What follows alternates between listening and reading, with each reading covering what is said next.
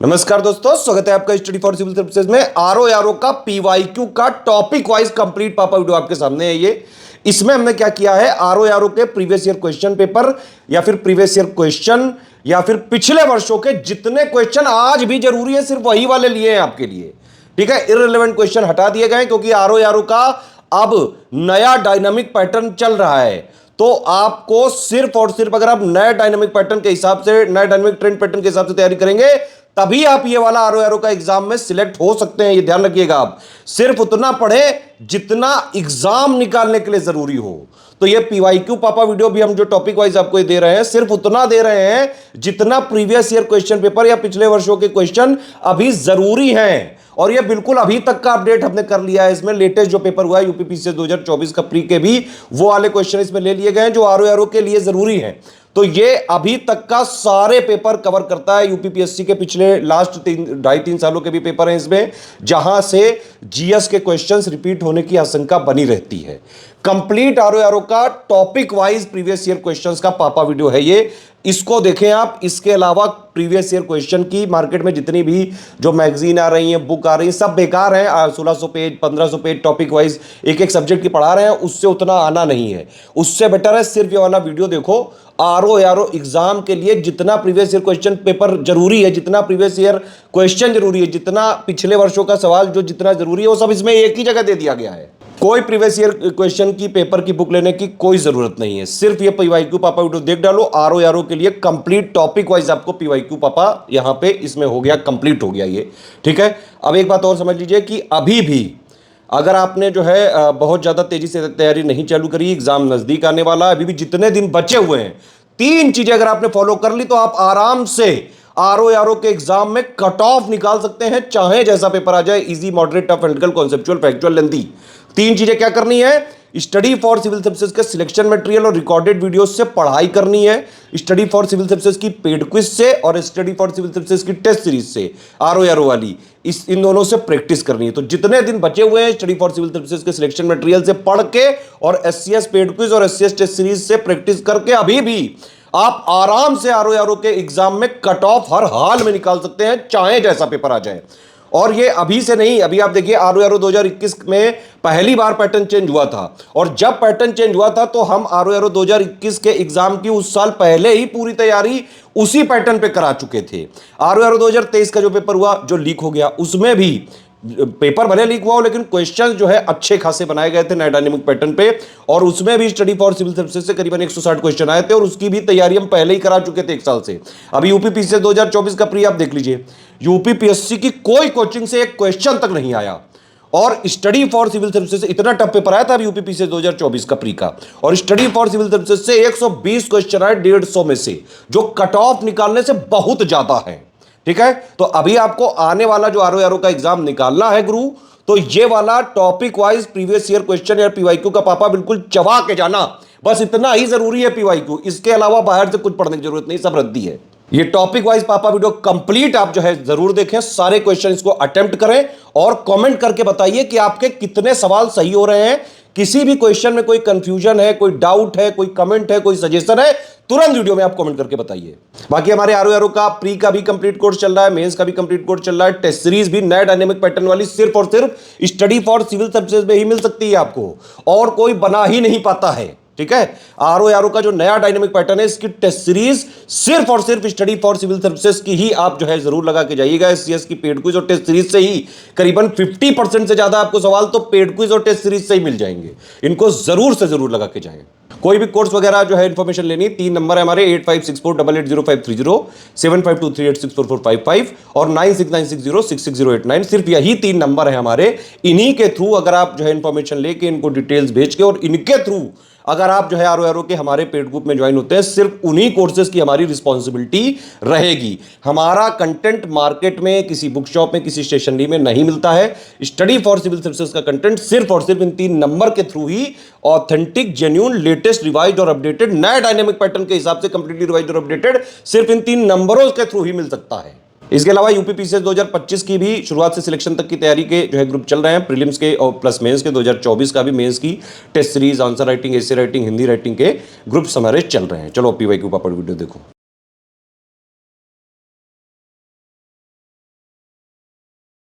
RO के pre और mains के जीएस के एग्जामिनेशन के लिए हम विविध के यानी मिसलेनियस के पूर्व में पूछे गए प्रश्नों को देखेंगे। यहाँ पर सबसे पहले 2024 में जो कैंसल्ड पेपर हुआ था 2024 फेब में, उसको देखेंगे। 2024 का अपर प्रीलिम्स जो हुआ था उससे मिसलेनियस से जो जो फैक्ट आए थे उसको देख लेते हैं, इसको डिस्कस करते हैं। पहला प्रश्न है, निम्नलिखित में से कौन सा एक सही सुमेलित नहीं है? तो बोर्ड और उनके हेडक्वार्टर के बारे में दिया है। स्पाइसेस बोर्ड का हेडक्वार्टर कोची में है, ये सही है। टी बोर्ड का हेडक्वार्टर कोलकाता में है। देन रबर बोर्ड का हेडक्वार्टर कोट्टयम में है, केरल में। कॉफ़ी बोर्ड का हेडक्वार्टर कर्नाटक में है, बेंगलोर में। ठीक है, डी यहाँ पर आंसर हो जाएगा, ये सही सुमेलित नहीं है। और क्या सही सुमेल इसका है वो भी बता दिया हमने। अभी कथन 5 आइज के बारे में, 5 आइज के बारे में करंट और स्टैटिक को मिला करके पूछा था। 5 आइज एक इंटेलिजेंस अलायंस है, यानी ये लोग खुफिया जानकारी शेयर करते हैं। 5 देश इसमें शामिल हैं, यूके और यूएस भी उसमें शामिल है, ये बात सही है। सेकेंड वर्ल्ड वॉर के दौरान ये इवॉल्व हुआ था और ब्रूसा एग्रीमेंट इसके लिए साइन किया गया था। फिर बाद में कुछ अन्य कंट्रीज इससे जुड़े, जैसे ब्रिटेन, यूएस, फिर कह सकते हैं यूके, यूएस इसमें जुड़े। यूके और यूएस के अलावा 5 आइज में शामिल है कनाडा, ऑस्ट्रेलिया और न्यूजीलैंड। स्टोन घोस्ट नामक एक सामूहिक गुप्त डेटाबेस के माध्यम से अपने देशों के हितों और खतरों के बारे में खुफिया जानकारी साझा करते हैं। स्टोन घोस्ट सॉफ्टवेयर जो है चर्चा में आया था। तो ए और आर दोनों सही हैं और आर एक ही सही व्याख्या भी करता है। तो हमारा आंसर इसमें हो गया था डी। इस पेपर की आंसर की नहीं आई थी, लेकिन निश्चित तौर पर इसका आंसर डी ही माना गया होता अगर आंसर की आती, और डी यहाँ पे सही है। अब इसमें कोयला आधारित बिजली संयंत्र किस कह सकते हैं राज्य में आपको देखने को मिलेंगे, ये हमको बताना है। तो खरगोन ये पड़ता है, खरगोन जिला मध्य प्रदेश में। कोरबा ये पड़ता है छत्तीसगढ़ में।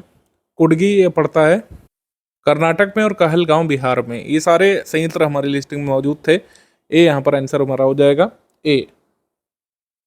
आगे प्रश्न है, महत्वपूर्ण दिवस और किस दिनांक को मनाया जाता है? दिवस और दिनांक से मिलाना है। हमारा आंसर क्या हो जाएगा इसमें? वर्ल्ड पॉपुलेशन डे 11 जुलाई को होता है। ठीक है, वर्ल्ड वाइल्ड लाइफ डे मार्च में होता है 3 तारीख को।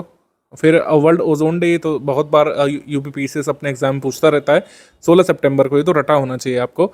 वर्ल्ड हेल्थ डे होता है 7 अप्रैल को। तो हमारा आंसर क्या हो जाएगा इसमें? बी हो जाएगा। इनकी थीम भी आ सकती है आगे एग्जाम में। तो जो लेटेस्ट दिवस हैं 2025 में मनाए गए हैं, इनके बारे में देखिएगा। 2024 के भी कुछ दिवस, जैसे ओजोन डे की थीम देखिएगा। वर्ल्ड पॉपुलेशन डे अभी आया नहीं है, लेकिन लास्ट वाले की थीम जरूर देख लीजिएगा। इसरो द्वारा लॉन्च किए गए मंगलयान के संदर्भ में क्या सही है? ये पुराना मिशन है, मार्स ऑर्बिटर मिशन, MOM के नाम से जाना जाता था। 5 नवंबर 2013 को इसको लॉन्च किया गया था। तो दोनों ही स्टेटमेंट यहाँ पर सही हैं MOM के बारे में। आंसर यहाँ पर सही हो जाएगा डी। बोथ 1 और 2 करेक्ट, डी। आगे प्रश्न है, सूची 1 को सूची 2 सही सुमेलित करना है। भरतनाट्यम, कुचिपुड़ी, सतरिया और कथक, ये जो नृत्य हैं किस स्टेट में परफॉर्म किए जाते हैं उससे संबंध में क्वेश्चन आया है। भरतनाट्यम ये कहाँ पे होता है? तमिलनाडु में। ठीक है, और कुचिपुड़ी होता है आंध्र प्रदेश में। और जो है सत्तरिया ये होता है असम में। और कथक होता है उत्तर प्रदेश में। तो हमारा आंसर क्या हो जाएगा? ए। यहाँ पे ए उत्तर यहाँ पर हो जाएगा ए। आगे प्रश्न है, तेल शोधनशाला और राज्य, ऑयल रिफाइनरी किस स्टेट में कौन सी आपको देखने को मिल जाएगी? जैसे बरौनी ये मिलेगी बिहार में, बरौनी बिहार में। बोंगाईगांव आपको कहाँ पर देखने को मिलेगा? बोंगाईगांव असम में, असम में। अब बीना रिफाइनरी आपको मध्य प्रदेश में देखने को मिलेगी। और कोयाली गुजरात में देखने को मिलेगी। हमारा आंसर इसमें हो जाएगा ए। 7 का आंसर हो जाएगा ए। आगे प्रश्न, चंद्रयान 3 के मिशन लैंडिंग के बारे में से पूछा। लैंडिंग स्थल के आसपास चंद्र भूमि और चट्टानों के तात्विक संयोजन, जिसमें MgAI, Mg एल्युमिनियम जो है, SI पोटेशियम, कैल्शियम, आयरन को ज्ञात करने के लिए निम्न में से कौन सा पेलोड प्रयोग किया गया था? बहुत डीप लेवल ही सवाल आया था। चंद्रयान काफ़ी चर्चा में रहा था। 2024 में चंद्रयान से संबंधित 2 सवाल आए थे आरओ कैंसिल्ड पेपर में। इसका आंसर हमसे पूछा है APXS लैंडर से जो है इसके तत्व खोजे गए थे। अभी इतना रेलिवेंट नहीं रहेगा आगे के लिए, लेकिन जो भी मिशन वगैरह आते हैं उसके संबंध में डिटेल वगैरह आपको देखनी चाहिए। आगे बढ़ते हैं हम लोग। यहाँ पर उत्सव और किस केंद्र शासित प्रदेश या राज्य में वह उत्सव मनाया जाता है, इसको देखना है हमको। जैसे हॉर्नबिल महोत्सव ये हर साल होता है नागालैंड में। ठीक है, संगाई महोत्सव ये होता है मणिपुर में। राजहंस पर्व ये होता है आंध्र प्रदेश में। और हेमिस पर्व ये हेमिस कहाँ पे? हेमिस नेशनल पार्क लद्दाख में। तो ये गेस करना आसान था। इसका आंसर हो जाएगा आपका डी। ए का 4, बी का 2, सी का 1 और डी का 3। आंसर हो जाएगा इसमें डी, सही हो जाएगा हमारा आंसर। इसके बाद ये जो लिस्ट है ये करंट अफेयर संबंधित था। ये बुक्स एंड ऑथर से मिलाने के लिए आया था, कौन से फेमस पर्सनालिटीज़ थे। तो books and author person news का मिला करके क्वेश्चन करंट अफेयर का पूछा गया था। जैसे जया वर्मा सिन्हा, अब ये नहीं है, रेलवे बोर्ड की पहली महिला अध्यक्षा ये चुनी गई थी, तो ये चर्चा में रही थी। 1 3 यहाँ पर अगर आपको पता होता 2 ऑप्शन यहाँ पर एलिमिनेट कर गए होते आप। श्रेथा थाविसन ये थाईलैंड के पीएम ये बने थे, ठीक है, उस समय, तो ये पूछा गया था। टेल्स फ्रॉम बनाना रिपब्लिक, ये किताब लिखी गई थी मनोज नाथ के द्वारा, पूर्व IAS ऑफिसर के द्वारा। मोहम्मद मुइजू प्रेसिडेंट ऑफ मालदीव्स ये थे। ये 4 घटनाक्रम है। फर्स्ट प्रोडक्शन ऑफ कोल इन रानीगंज, रानीगंज से पहला कोयला निकाला गया था कॉलोनियल पीरियड में 1774 में, ठीक। Establishment of coal India limited, coal India limited की स्थापना हुई थी 1975 में, ठीक है। नेशनलाइजेशन ऑफ कोल माइंस का फर्स्ट टाइम नेशनलाइजेशन किया गया था 1971, 72 में, फिर 73 में किया गया था। उसके बाद डेवलपमेंट ऑफ NCDC यानी कि national coal development corporation, national coal development corporation का गठन हुआ था 1956 में। तो इसको अब क्रम से आप लगा देंगे, क्या आपका सही क्रम बनेगा इसमें? आंसर इसमें बन जाएगा C, पहले 1 हुआ, ठीक है, यानी first production of coal from Raniganj, फिर NCDC की स्थापना, फिर जो है नेशनलाइजेशन ऑफ कोल माइंस, और फिर कोल इंडिया लिमिटेड की स्थापना। आंसर इसमें हो जाएगा C। उसके बाद ये चित्रकला है, और चित्रकला कौन से राज्य में फेमस है ये हमको मिलाना था। मधुबनी पेंटिंग्स तो बिहार की है, या सभी को पता होता है, ये चारों ऑप्शन में है, A का 4, तो ये एलिमिनेट भी नहीं हो सकता है, आपको सारे ऑप्शन यहाँ पे पता होना चाहिए। लेपाक्षी पेंटिंग जो है आंध्र की है, और पट्टचित्र जो है ये ओडिशा का है, और वर्ली पेंटिंग ये महाराष्ट्र की है। तो D का 2, A का 4 अगर आपको पता होता तो यहाँ पर आप इसको एलिमिनेट कर ले जाते, सही आंसर तक पहुँच जाते। C हमारा सही आंसर है। फिर ये ज्योग्राफी का क्वेश्चन आप कह सकते हैं मिसलेनियस का। झुमिंग ये कहाँ चलती है? साउथ ईस्ट एशिया में नहीं चलती है। लदांग ये श्रीलंका में नहीं चलती है। केवल सही सुमेलित यहाँ पर मिल्पा, यानी ओनली 2 यहाँ पर सही सुमेलित है। C यहाँ पे सही है। नमस्कार दोस्तों, मैं अलका मिश्रा आप सभी का स्टडी फॉर सिविल सर्विसेज में स्वागत करती हूँ। इस वीडियो में हम मिसलेनियस टॉपिक पढ़ेंगे, जिसमें RO ARO के प्रीवियस ईयर क्वेश्चंस इंक्लूड होंगे, ठीक है। तो चलिए स्टार्ट करते हैं। क्वेश्चन है, इंटरनेशनल पोटैटो सेंटर यानी अंतरराष्ट्रीय आलू केंद्र का मुख्यालय कहाँ स्थित है? तो इसका मुख्यालय लीमा, पेरू में स्थित है, ठीक है। And Lima is the capital of Peru, Peru की राजधानी है लीमा, और पेरू एक साउथ अमेरिकन कंट्री है। यहाँ पर फॉस्फेट रिजर्व पाया जाता है, और जो फॉस्फेट है वो फर्टिलाइजर की तरह काम करता है सॉइल की फर्टिलिटी को मेंटेन करने के लिए, यानी कि भूमि की उर्वरता को बढ़ाने के लिए इसका यूज़ किया जाता है, ठीक है। और CIP की जो स्थापना है वो 1971 में हुई थी, तो इसका ईयर आपको याद रखना चाहिए। और इसका ये एक रिसर्च ऑर्गेनाइजेशन है, रिसर्च बेस्ड ऑर्गेनाइजेशन है, और इसका जो मेन एम है वो पॉवर्टी को कम करना, यानी गरीबी को कम करना, और फूड सिक्योरिटी को इन्हांस करना, फूड सिक्योरिटी को बढ़ाना इसका एम है, ठीक है। तो ये 2-3 चीज़ें आप याद रख सकते हैं, फूड सिक्योरिटी को इंक्रीज करना। नेक्स्ट क्वेश्चन है हमारा, इनमें से कौन सी योजनाएं स्किल डेवलपमेंट यानी कौशल विकास से संबंधित हैं? तो कौशल विकास से संबंधित योजनाएं हैं स्ट्राइव, संकल्प और श्रेयस। स्ट्राइव, संकल्प और श्रेयस, यहाँ पर रेजोल्यूशन लिख गया है गलती से, इसको आप संकल्प कर लें, ठीक है। और ये तीनों ही योजनाएं जो है वो स्किल इंडिया मिशन का पार्ट है। और स्किल इंडिया मिशन कब लॉन्च हुआ था?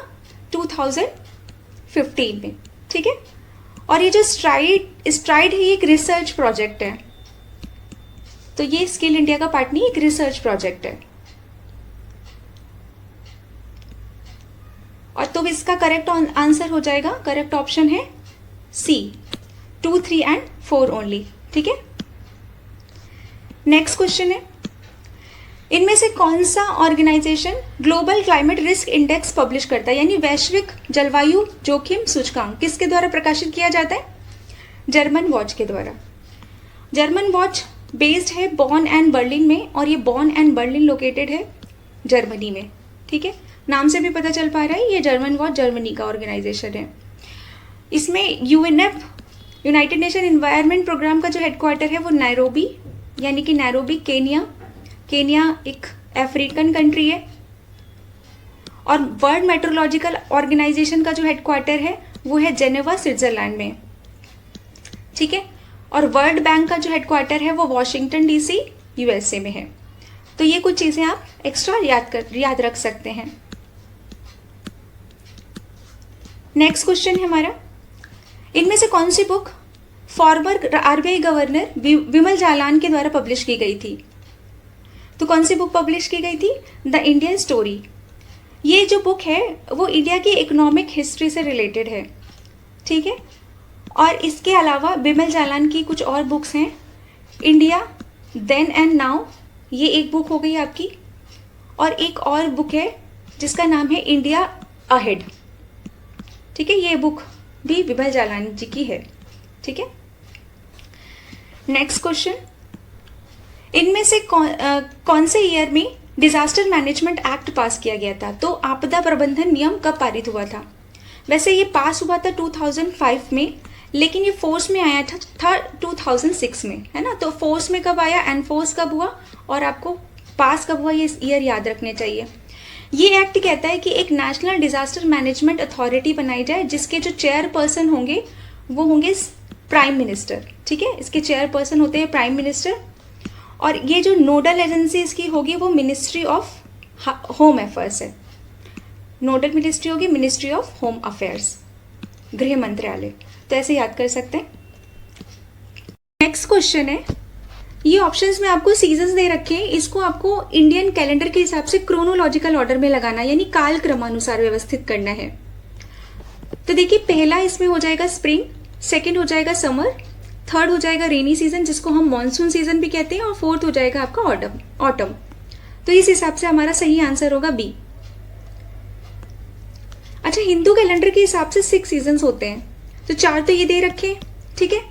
इसमें जो 5th है वो है प्री विंटर, जिसको हम हेमंत ऋतु भी कहते हैं, और 6th है आपका विंटर, जिसको हम शीत ऋतु भी कहते हैं, ठीक है। तो ये भी याद रखा जा सकता है। नेक्स्ट क्वेश्चन है, इनमें से कौन जिबूती कोड ऑफ कंडक्ट यानी जिबूती आचार संहिता से संबंधित है? तो इसका सही आंसर है इंटरनेशनल ग्रुप अगेंस्ट पायरेट्स, समुद्री डकैतों के विरुद्ध अंतरराष्ट्रीय समूह। जिबूती एक अफ्रीकन कंट्री है, और इसकी लोकेशन कहाँ है? देखिए, अगर मैं अफ्रीका का रफ मैप बनाऊं तो ईस्टर्न साइड पे एक हॉर्न लाइक स्ट्रक्चर है जिसको बोलते हैं हॉर्न ऑफ अफ्रीका, ठीक है। और इसमें 4 कंट्री आती है mainly, Somalia, Eritrea, Ethiopia and Djibouti. तो जिबूती की कैपिटल क्या है? Djibouti city. तो ये भी याद रखा जा सकता है, ठीक है। नेक्स्ट क्वेश्चन, इनमें से कौन चर्चित उपन्यास जीनी जीनी बिनी चदरिया के लेखक हैं? तो कौन है इस नॉवेल के लेखक? तो इसका सही आंसर है अब्दुल बिस्मिल्लाह। अब्दुल बिस्मिल्लाह बालापुर विलेज से बिलोंग करते हैं, और ये जो बालापुर विलेज है वो प्रयागराज डिस्ट्रिक्ट में लोकेटेड है, ठीक है। और ये जो बुक है वो, ये जो नॉवेल है वो उर्दू और इंग्लिश में भी ट्रांसलेट करके पब्लिश की गई है, ठीक है। तो आगे बढ़ते हैं। नेक्स्ट क्वेश्चन है, इनमें से कौन पेयर करेक्टली मैच है? तो देखिए, शुगर बीट से मिलता है हमें शुगर, ठीक है।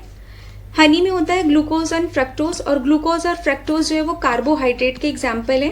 कार्बोहाइड्रेट क्या होते हैं आपको पता होना चाहिए, एनर्जी गिविंग फूड्स होते हैं जिससे हमें एनर्जी मिलती है। कॉटन, सेल्यूलोज, और मिल्क में होता है लैक्टोज। तो इस हिसाब से चारों ऑप्शन सही से मैच करते हैं, इसलिए इसका जो आंसर है वो डी है, ठीक है। और एक टर्म होता है लैक्टोज इंटॉलरेंस। लैक्टोज इंटॉलरेंस वो होता है जिसमें बहुत सारे लोगों को मिल्क डाइजेस्ट नहीं होता, ठीक है। तो मिल्क डाइजेस्ट क्यों नहीं होता? क्योंकि जो उनमें लैक्टोज के जो ब्रेकडाउन होने की टेंडेंसी कम होती है, उनकी बॉडी में लैक्टोज ठीक से ब्रेकडाउन नहीं होता, तो इस प्रॉब्लम को बोलते हैं लैक्टोज इंटॉलरेंस, ठीक। नेक्स्ट क्वेश्चन है हमारा, इनमें से किस प्लेस पर इंडियन अर्बन ऑब्जर्वेटरी लोकेटेड है? तो इसका सही आंसर है new Delhi. India urban observatory जो है वो लॉन्च की गई थी ministry of housing and urban affairs, ठीक।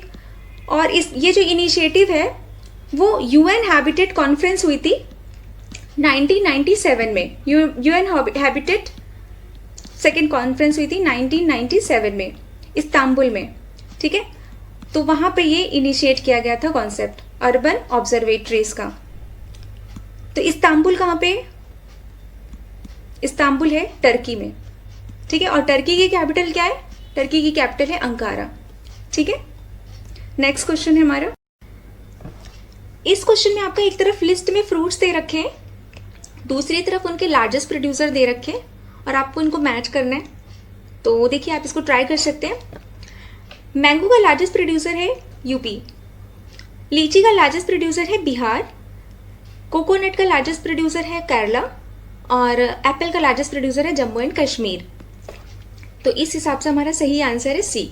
ओके, अच्छा अगर हम ओवरऑल फ्रूट्स की बात करें तो उसमें फर्स्ट नंबर पर कौन सा स्टेट है, लार्जेस्ट प्रोड्यूसर कौन सा स्टेट है? तो लार्जेस्ट प्रोड्यूसर है आंध्र प्रदेश। ठीक है, आंध्र प्रदेश लार्जेस्ट प्रोड्यूसर है। तो सेकेंड नंबर पर कौन सा स्टेट है फ्रूट प्रोडक्शन में, वो आप मुझे कमेंट करके बताइए। और यूपी और किस में फर्स्ट नंबर पर है? यूपी जो है वो फूड ग्रेन प्रोडक्शन में फर्स्ट नंबर पर है ना। और यूपी जो है वो फर्स्ट नंबर पर आपका मिल्क प्रोडक्शन में है। ओके, तो इस तरीके से यूपी इन दोनों चीज़ों में भी फर्स्ट नंबर पर है प्रोडक्शन में। तो सेकंड नंबर पर कौन सा स्टेट है फूड ग्रेन प्रोडक्शन में, वो आप मुझे बताएंगे। और सेकंड नंबर पर कौन सा स्टेट मिल्क प्रोडक्शन में है, वो आप मुझे कमेंट करके बताएंगे। ओके, चलिए नेक्स्ट क्वेश्चन है हमारा, इनमें से कौन ब्रेंट इंडेक्स से रिलेटेड है? ब्रेंट इंडेक्स से रिलेटेड है। ठीक है, तो कौन है ब्रेंट इंडेक्स से रिलेटेड? तो इसका सही आंसर है क्रूड ऑयल प्राइसेस, कच्चे तेल की कीमत। क्रूड ऑयल क्या होता है? ये एक अनरिफाइंड ऑयल होता है, रॉ अनरिफाइंड लिक्विड होता है, उसको क्रूड ऑयल बोलते हैं। और इसको क्या कहते हैं? पेट्रोलियम। ठीक है, पेट्रोलियम।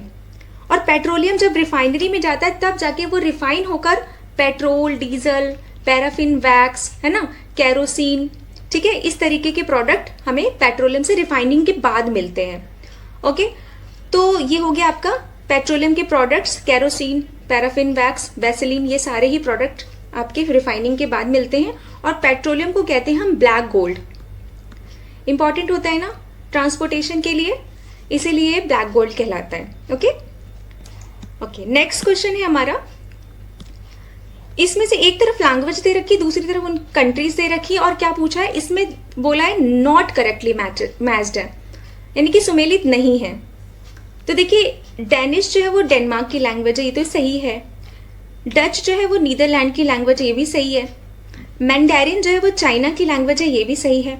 बहासा थाईलैंड की लैंग्वेज नहीं है, तो ये गलत है, मतलब मैच सही नहीं है। तो नॉट पूछा है, तो हमारा सही आंसर यही हो जाएगा। तो कौन सी लैंग्वेज है थाईलैंड की? सेंट्रल थाई, या फिर बोल सकते हैं सियामीज। तो ये थाईलैंड की लैंग्वेज है। Okay, Siamese. अच्छा, अगर हम कैपिटल की बात करें, इनकी कैपिटल कौन कौन सी है? तो डेनमार्क की कैपिटल है कोपेनहेगन, नीदरलैंड की कैपिटल है एम्स्टर्डम, और चाइना की कैपिटल है बीजिंग, ठीक है, और थाईलैंड की कैपिटल है बैंकॉक। अगला क्वेश्चन है, दा विंसी प्लस और वेरिटास, ये दो न्यू मिशन है जो कि नासा ने अनाउंस किए हैं। ये किससे रिलेटेड है? तो ये रिलेटेड है वीनस से, ठीक है, शुक्र से। अच्छा, इंडिया ने भी ऐसा कोई मिशन लॉन्च करने का सोचा है क्या? हाँ, वीनस ऑर्बिटर मिशन, ठीक है, वीनस ऑर्बिटर मिशन, इसको शुक्रयान भी कहते हैं। और इसका जो लॉन्च करने का कब सोचा है? तो मार्च 2028 में, ठीक है, मार्च 2028 में लॉन्च करने का शेड्यूल किया गया है। इसमें क्या करेंगे? इसमें वीनस की सरफेस की स्टडी करेंगे, है ना, और उसके एटमॉस्फेयर की स्टडी करेंगे। तो इस तरीके से इंडिया ने ये मिशन लॉन्च करने का सोचा है मार्च 2028 में, ठीक। और इसका जो कॉस्ट है वो कितना है? 1236 करोड़, यानी कि 1236 करोड़ जो है वो कॉस्ट है इसका, ठीक है, वीनस ऑर्बिटर मिशन का, यानी शुक्रयान का। ओके, चलिए नेक्स्ट क्वेश्चन पर चलते हैं। इनमें से कौन सी दो सिटी के बीच मिताली एक्सप्रेस रन करती है? तो कौन सी दो सिटी के बीच में करती है? ढाका और न्यू जलपाईगुड़ी। ढाका कैपिटल है बांग्लादेश की, और न्यू जलपाईगुड़ी कहाँ पे है? ये है वेस्ट बंगाल में, ठीक है, वेस्ट बंगाल में। तो इन दो शहरों के बीच में चलती है। अच्छा, ये पैसेंजर ट्रेन है, तो इसके पहले दो ऐसे प्रोजेक्ट थे ये इसी एक्सप्रेस ट्रेन के। आपका एक था प्रोजेक्ट मैत्री,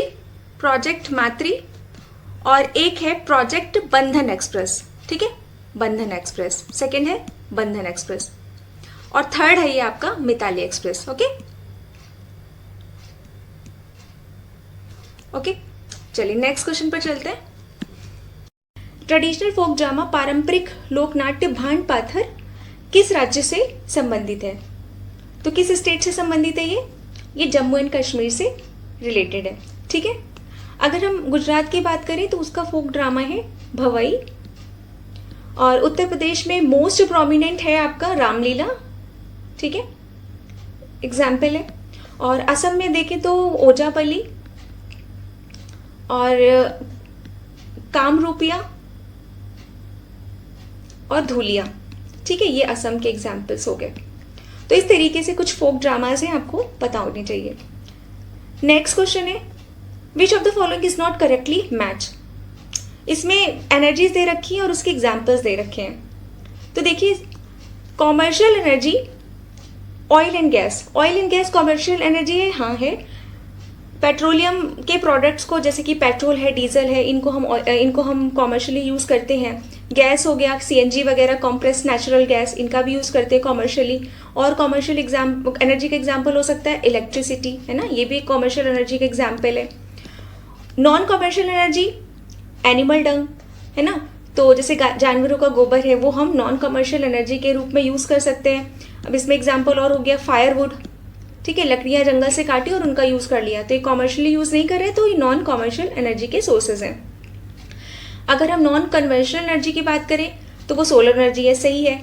नॉन कन्वेंशनल एनर्जी जो है वो अभी कुछ ही समय से क्लाइमेट चेंज इशू के एस्केलेट होने की वजह से इन सारी एनर्जीज के बारे में बात किया जा रहा है, तो इसको रिन्यूएबल सोर्स ऑफ एनर्जी भी बोल सकते हैं। ऐसे सोर्स ऑफ एनर्जी जो रिन्यू हो सकते हैं, यानी कि जो रिप्लेनिश हो सकते हैं, जो कभी खत्म नहीं होंगे, ये यानी कि इनएग्जॉस्टिबल है, ये एग्जॉस्ट नहीं हो सकते, ठीक है। और उसी जगह पे हम नॉन रिन्यूएबल की बात करें तो non renewable source of energy हो जाता है आपका फॉसिल फ्यूल। फॉसिल फ्यूल में एग्जाम्पल है आपके कोल एंड पेट्रोलियम, ठीक है। ये एक टाइम के बाद खत्म हो जाएंगे क्योंकि ये लिमिटेड है, इसीलिए कहा जाता है इनका सस्टेनेबल यूज़ होना चाहिए, जिससे कि प्रेजेंट जनरेशन भी यूज़ कर सके और फ्यूचर जनरेशन के लिए भी बचे रहें, है ना, इसीलिए सस्टेनेबल यूज़ करने की बात की जाती है। तो इस हिसाब से तीनों सही है। इसमें नॉट करेक्टली मैच पूछा गया है, तो इसका करेक्ट आंसर होगा ए, ठीक है। Tidal power is not the example of primary energy, okay. Next है, इसमें कुछ इवेंट्स दे रखी है, प्लान्स दे रखी है और उनको अरेंज करना है क्रोनोलॉजिकल ऑर्डर में, यानी काल क्रमानुसार व्यवस्थित करना है। तो इसकी ईयर्स हमें पता होनी चाहिए। कम्युनिटी डेवलपमेंट प्रोग्राम लॉन्च हुई थी 2 अक्टूबर 1952 में। ये पहला रूरल डेवलपमेंट प्रोग्राम था, ठीक है, फर्स्ट रूरल डेवलपमेंट प्रोग्राम था, rural development programme. Recommendation of democratic decentralisation, ये 24 नवंबर 1957 में आया था और फाइनली यही बाद में जाना जाता है पंचायती राज के नाम से, है ना, पंचायती राज इंस्टीट्यूशन के नाम से, पंचायती राज। और लॉन्च ऑफ की विलेज स्कीम, इसका लॉन्च हुआ था 1950 में, ओके। और establishment of district rural development agency at district level, ये 1993 में इस्टेब्लिशमेंट हुआ था under societies registration act, societies registration act 1860, ठीक है, रजिस्ट्रेशन एक्ट 1860। तो इस हिसाब से हमारा सही आंसर हो गया सी, ओके।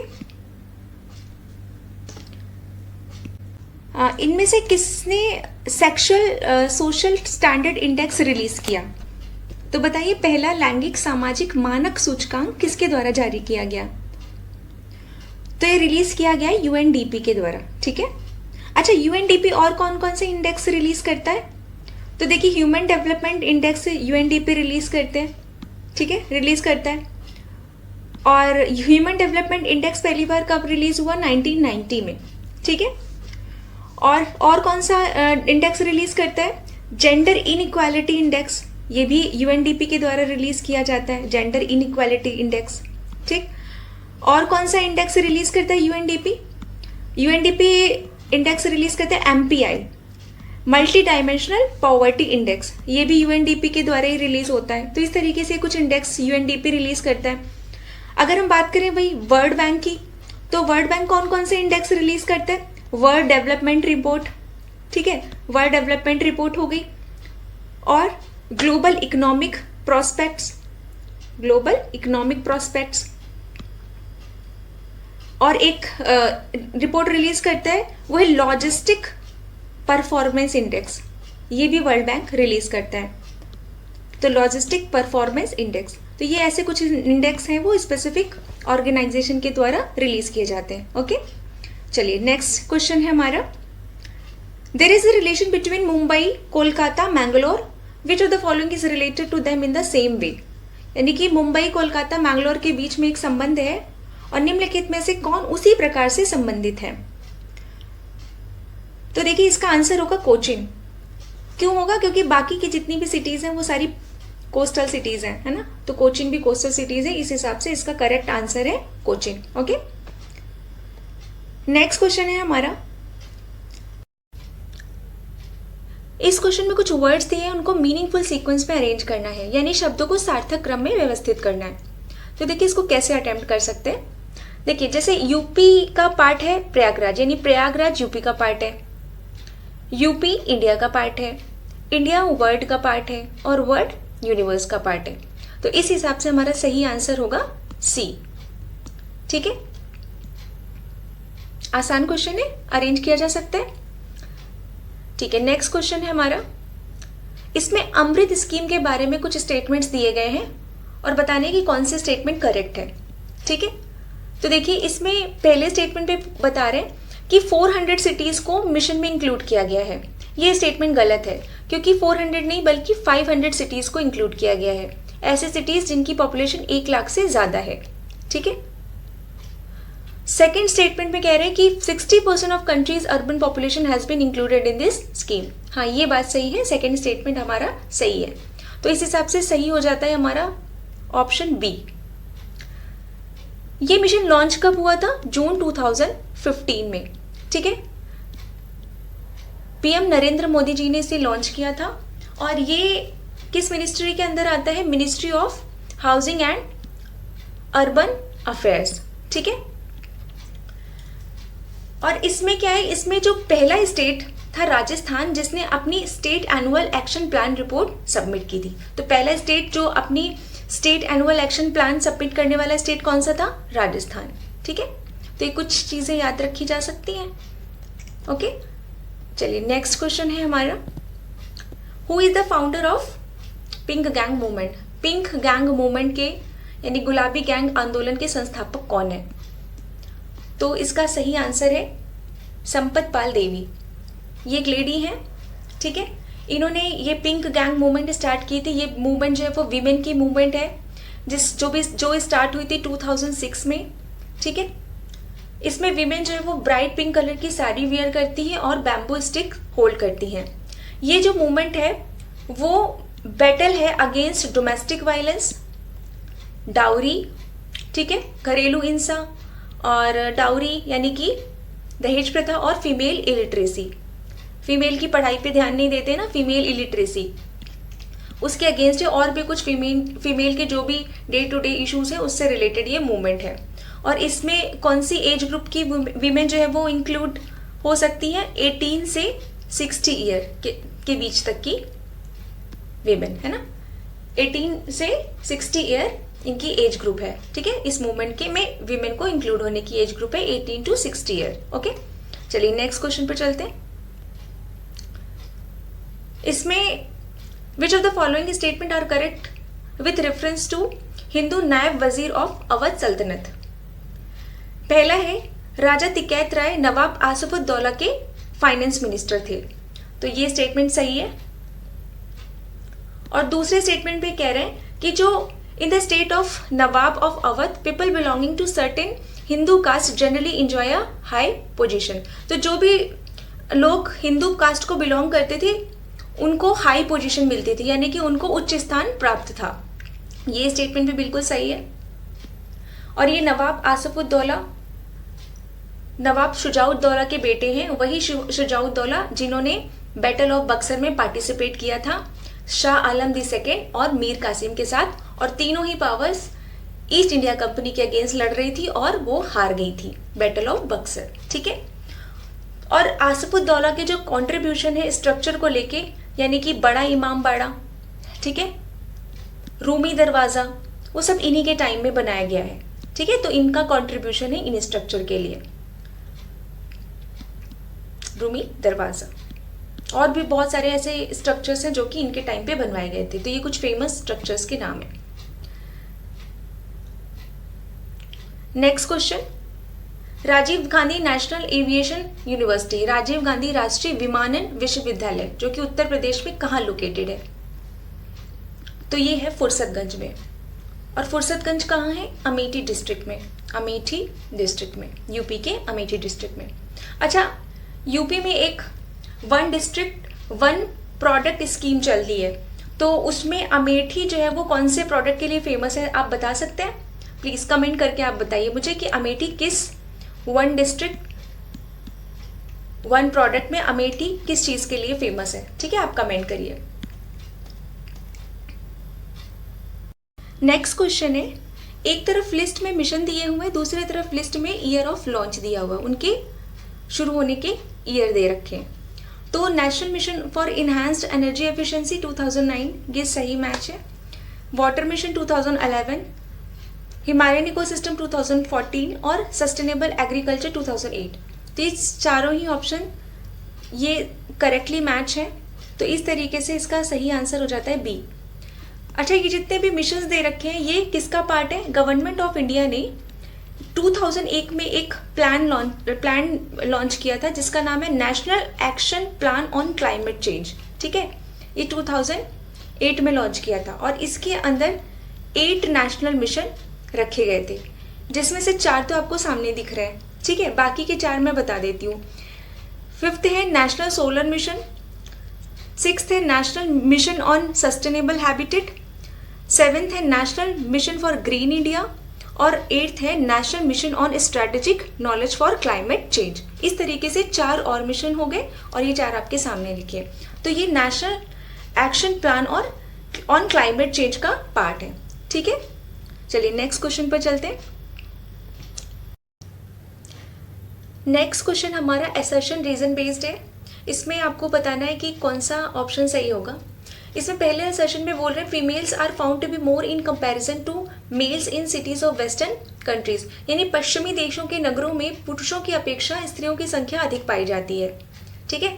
फीमेल ज़्यादा पाई जाती है सिटीज़ में as compare to male. Reason कह रहे हैं कि वेस्टर्न कंट्रीज में agriculture work is done with innovative techniques in which participation of man is more, ठीक है। तो पश्चिमी देशों में कार्य नवीन तकनीकियों से किया जाता है, कृषि कार्य, जिसमें कि पुरुषों की भागीदारी अधिक होती है। तो दोनों ही स्टेटमेंट इंडिविजुअली सही है, पर कनेक्टिविटी नहीं है किसी भी स्टेटमेंट की आपस में। तो इस हिसाब से हमारा सही आंसर हो जाता है बी, ठीक है, कि A and R are correct but R is not the correct explanation of A. Okay, चलिए नेक्स्ट क्वेश्चन पर चलते हैं। नेक्स्ट क्वेश्चन भी असर्शन और रीजन बेस्ड है। फर्स्ट स्टेटमेंट कह रहा है कि Pakistan has more racial and ethnic diversity than Bangladesh. ये स्टेटमेंट सही है कि ज़्यादा एथनिक डाइवर्सिटी और रेशियल डाइवर्सिटी है बांग्लादेश की कंपैरिजन में। और रीज़न बता रहे हैं कि Punjabi is the official language of Pakistan while Urdu is used by most of the people to speak. नहीं, ये गलत है स्टेटमेंट, क्योंकि पंजाबी ऑफिशियल लैंग्वेज नहीं, उर्दू ऑफिशियल लैंग्वेज है, ठीक है। तो इस हिसाब से सेकेंड रीजन जो है वो गलत हो जाता है और असर्शन सही है। तो हमारा सही ऑप्शन होगा सी, ठीक है। नेक्स्ट क्वेश्चन हमारा ये भी असर्शन और रीजन बेस्ड है। असर्शन में centre for cultural resource and training CCRT was establish in the years 1979 for education and culture. ये स्टेटमेंट आपका सही है। CCRT का एम जो है वो was to link education with the culture, education को कल्चर के साथ जोड़ना, ये CCRT का एम है। ये भी नाम से भी पता चल रहा है ना। तो इस हिसाब से दोनों ही स्टेटमेंट सही हैं और R is the correct explanation of A. हमारा सही आंसर हो जाएगा ए, ठीक है। नेक्स्ट क्वेश्चन हमारा, Wangala festival is celebrated in which of the following state. तो कौन से स्टेट में वांगला उत्सव मनाया जाता है? तो ये मनाया जाता है मेघालय में। मेघालय में 3 आपकी हिल्स है, कौन कौन सी? गारो, खासी और जयंतिया। हम ज्योग्राफी में ये पढ़ते हैं, ठीक है। इन हिल के नाम पे ही यहाँ पे 3 ट्राइब रहती हैं, गारो ट्राइब, खासी ट्राइब और जयंतिया ट्राइब। तो ये जो वांगला फेस्टिवल है ये मेनली गारो ट्राइब मनाती है, ठीक है, गारो ट्राइब। तो अगर आपको हिल्स भी अरेंज करने के लिए दे दिए जाए ना तो ये इसी तरीके का अरेंजमेंट होगा, गारो, खासी एंड जयंतिया। ओके, अच्छा, यहाँ पे मिजोरम में कौन सा फेस्टिवल मनाया जाता है, इम्पॉर्टेंट फेस्टिवल? तो मिजोरम में मनाया जाता है चापचर कुट। चापचर कुट ये क्यों मनाया जाता है? ये सेलिब्रेट किया जाता है कि जब जूम कल्टीवेशन के लिए फॉरेस्ट को क्लियर किया जाता है ना, तो उसके लिए फेस्टिवल मनाया जाता है। मणिपुर में मनाया जाता है याओसेंग, याओसेंग मणिपुर में, ठीक है। इसको हम स्प्रिंग फेस्टिवल भी कहते हैं, मणिपुर का स्प्रिंग फेस्टिवल, ठीक है। और दूसरा नाम दे तो, अगर इसको दूसरा नाम दे तो इसको कहते हैं होली ऑफ मणिपुर, ठीक है, होली ऑफ मणिपुर। तो इस तरीके से ये मणिपुर का फेस्टिवल हो गया। वांगला जो है वो मेघालय का हो गया। और त्रिपुरा का कौन सा फेस्टिवल है? खर्ची पूजा, ठीक है, खर्ची पूजा, ये त्रिपुरा का हो गया। ओके, नेक्स्ट क्वेश्चन है, सर्टिफाइड सीड्स के बैग्स पर कौन से कलर का टैग यूज किया जाता है? प्रमाणित बीज के थैलों पर कौन से कलर का टैग यूज किया जाता है? तो ब्लू कलर का टैग यूज किया जाता है।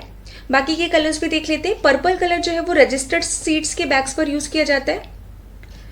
वाइट कलर जो है वो फाउंडेशन सीड्स के बैग पर यूज किया जाता है। और गोल्डन येलो जो है वो ब्रीडर सीड्स के बैग्स पर यूज किया जाता है, ठीक है। तो इस तरीके से अलग अलग कलर के टैग यूज किए जाते हैं अलग अलग सीड्स पे। नेक्स्ट क्वेश्चन है, which of the following is a social objective of business? इनमें से कौन सा व्यवसाय का सामाजिक उद्देश्य है? तो इसका आंसर होगा एम्प्लॉयमेंट जनरेशन, यानी रोजगार सृजन। क्योंकि जब एक बिजनेस स्टैब्लिश होता है तो लोगों को कर्मचारियों यानी एम्प्लॉयज़ की ज़रूरत होती है। तो ऐसे सिचुएशन में लोगों को काम मिलता है, जॉब मिलती है और नेशन की इकॉनमी बूस्ट होती है। इंसान की इंडिविजुअल इकोनॉमिक कंडीशन भी अच्छी होती है जब उसको जॉब मिलती है, और साथ में नेशन की इकोनॉमी भी बूस्ट होती है। तो इस तरीके से बिजनेस का सोशल ऑब्जेक्टिव है एम्प्लॉयमेंट जनरेशन। ओके, चलिए नेक्स्ट क्वेश्चन पर चलते हैं। इंटरनेशनल मदर लैंग्वेज डे, अंतर्राष्ट्रीय मातृभाषा दिवस कब मनाया जाता है? तो ये मनाया जाता है 21 फरवरी को, यानी कि 21 फरवरी को ये मनाया जाता है। ये एक्चुअली में बांग्लादेश का इनिशिएटिव था, ठीक है, बांग्लादेश ने इसे इनिशिएट किया था। इसका रीज़न ये था कि 21 जनवरी 1952 को 4 स्टूडेंट्स की हत्या कर दी गई थी, उनको मार दिया गया था जब वो कैंपेन कर रहे थे बंगाली, जो कि उनकी मदर लैंग्वेज थी, उसको ऑफिशियल लैंग्वेज बांग्लादेश में डिक्लेयर करने के लिए वो कैंपेन कर रहे थे। तो इस सिचुएशन में उनको मार दिया गया था। तो इस दिन को इसी वजह से इंटरनेशनल मदर लैंग्वेज डे के रूप में मनाया जाता है, ठीक है। और अगर हम 20 मार्च की बात करें तो इंटरनेशनल डे ऑफ हैप्पीनेस इस दिन मनाया जाता है। 25 जनवरी को नेशनल वोटर डे मनाया जाता है। और 21 दिसंबर को वर्ल्ड मेडिटेशन डे मनाया जाता है, ठीक है, world meditation day. Next question, which is the first month of the Indian national calendar? भारतीय राष्ट्रीय कैलेंडर का पहला महीना कौन सा है? तो इसका सही आंसर है चैत्र, ठीक है। नेशनल कैलेंडर जो है वो शाक एरा के बेस पे है, ठीक है, शाक एरा, जिसमें कि चैत्र जो है वो पहला महीना होता है। और ये अडॉप्ट किया था 22 मार्च 1957 में, अडॉप्टेड फ्रॉम 22 मार्च 1957। तो ये इंफॉर्मेशन आपको पता होनी चाहिए, है ना।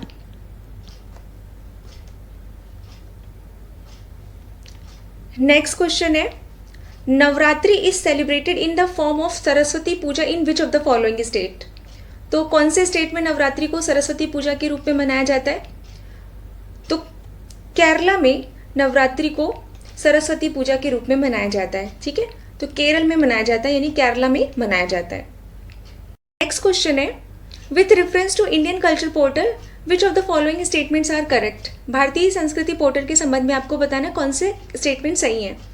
तो देखिए पहला स्टेटमेंट जो कि कह रहा है कि आईटी रुड़की की टीम ने इस पोर्टल को बनाया था, तो ये स्टेटमेंट गलत हो जाता है क्योंकि आईटी रुड़की ने आईटी बॉम्बे की टीम ने बनाया था इसे, ठीक है।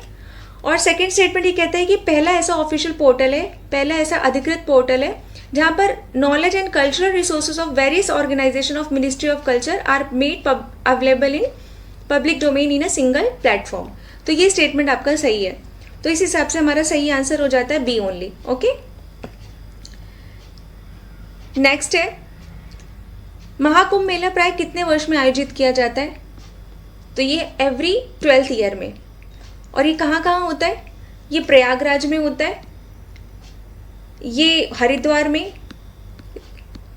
और नासिक और उज्जैन, ठीक है। तो ये 4 लोकेशन हैं।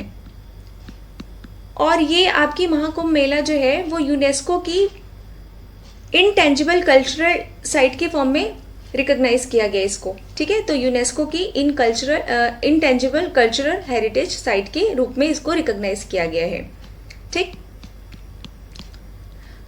चलिए नेक्स्ट क्वेश्चन पर चलते हैं।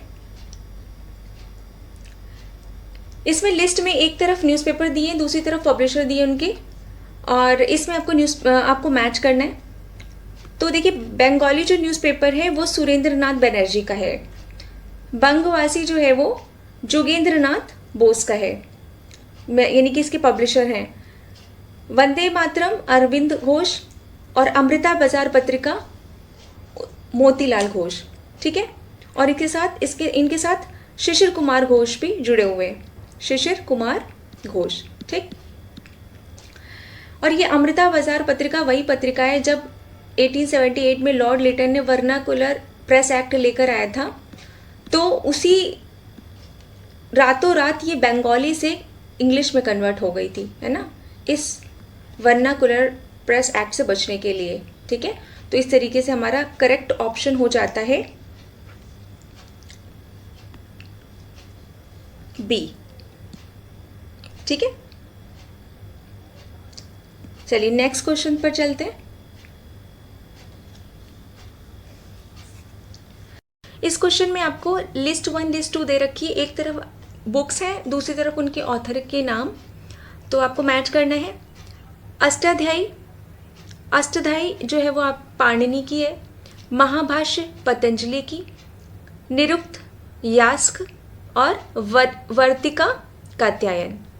तो इस हिसाब से हमारा सही आंसर हो जाता है ए, ठीक है। नेक्स्ट क्वेश्चन पर चलते हैं।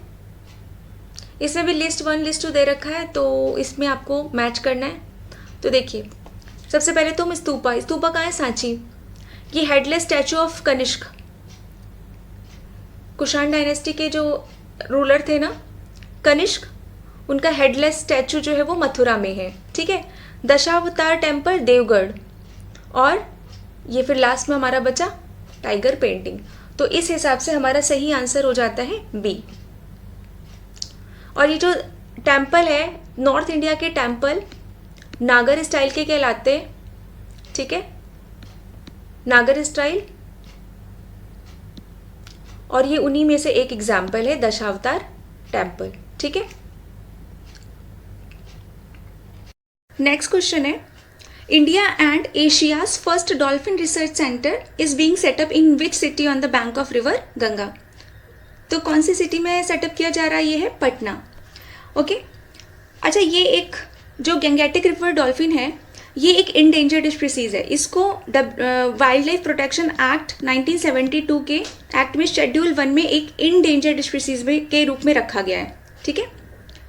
तो देखिए IUCN एक लिस्ट बनाते हैं जिसमें कि अलग अलग लेवल पे स्पीसीज़ के जो भी थ्रेट होते हैं उसके हिसाब से उनको अलग अलग कैटेगरी दी जाती है। कोई क्रिटिकली इंडेंजर है, कोई नियर एक्सटिंक्ट हो गया, वल्नरेबल है ना, इंडेंजर्ड है, उस हिसाब से स्पीसीज़ को रखा जाता है लिस्ट में।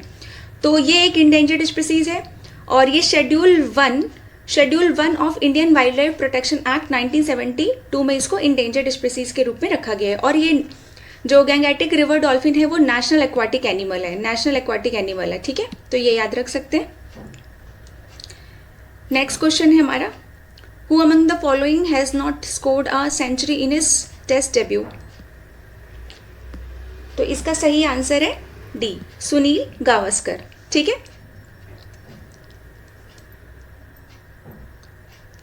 नेक्स्ट क्वेश्चन है, which of the following will not have direct effect on human capital formation. तो किसका डायरेक्ट इफेक्ट नहीं होगा ह्यूमन कैपिटल फॉर्मेशन यानी मानव पूंजी निर्माण पर। तो देखिए, जैसे कि ह्यूमन रिसोर्स क्या होता है, ह्यूमन रिसोर्स का मतलब है कि ह्यूमन को एज अ रिसोर्स बनाना। ठीक है, तो कैसे बना सकते हैं ह्यूमन को रिसोर्स, तो ह्यूमन को पहले तो हेल्थ प्रोवाइड की जाएगी, अगर हेल्थ नहीं होगी तो फिर और कोई काम तो हो नहीं सकता, तो हेल्थ, फिर उसको एजुकेशन देना और फिर उसको स्किल्स प्रोवाइड करना। ये 3 चीज़ें स्पेसिफिकली दी जाती हैं ह्यूमन को ह्यूमन रिसोर्स में कन्वर्ट करने के लिए। ठीक है, तो इस हिसाब से एजुकेशन तो दी जाती है, ठीक है, मेडिकल केयर यानी हेल्थ, और ट्रेनिंग मतलब स्किल भी दी जाती है। इसमें कौन सा डायरेक्ट इफेक्ट नहीं है ह्यूमन कैपिटल फॉर्मेशन में, तो इस तरीके से आंसर हमारा हो जाता है डी, इरिगेशन, है ना, इसका कोई रिलेशन नहीं है। तो ह्यूमन रिसोर्स यानी कि ह्यूमन रिसोर्स तभी बनेगा जब उसको स्किल, एजुकेशन और हेल्थ एजुकेशन और स्किल प्रोवाइड की जाएगी, और इस तरीके से वो क्या होगा, ह्यूमन कैपिटल फॉर्मेशन किया। ठीक है, इतना करने से ह्यूमन कैपिटल फॉर्मेशन होता है। ठीक है,